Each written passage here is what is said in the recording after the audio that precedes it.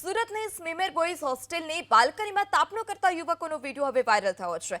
બિંદાસ રીતે કેટલાક યુવાનો બાલ્કનીમાં જ તાપણું કરી રહ્યા હતા।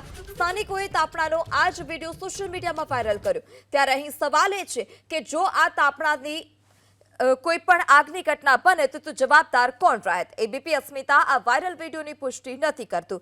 તો હોસ્ટેલની બાલ્કનીમાં જ આ પ્રકારનો વિડીયો સામે આવ્યો છે કે જે છોકરાઓ છે, જે યુવાનો છે, તે હોસ્ટેલની બાલ્કનીમાં જ આ પ્રકારે તાપણું કરી રહ્યા હતા।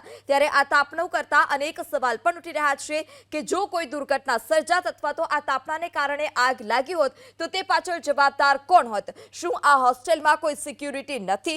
બોયઝ હોસ્ટેલમાં કોઈ સુરક્ષાકર્મી હાજર નહોતા? તેને લઈ પણ અનેક સવાલ ઉઠી રહ્યા છે, કારણ કે આ જે યુવાનો છે, જે વિદ્યાર્થીઓ છે, તે પોતાની સાથે બીજાના લોકોના જીવ પણ જોખમમાં મૂકતા હોય તે પ્રકારના આ દ્રશ્યો સામે આવ્યા છે। આ દ્રશ્યો છે સુરતની સ્મીમેર બોયઝ હોસ્ટેલના, કે જે બેદરકારીનો વધુ એક વિડીયો સામે આવ્યો। આ જે વાયરલ વિડીયો છે તેની એબીપી અસ્મિતા પુષ્ટિ નથી કરતું, પરંતુ આ વાયરલ વિડીયો બાદ અનેક સવાલ ચોક્કસથી ઊભા થાય છે।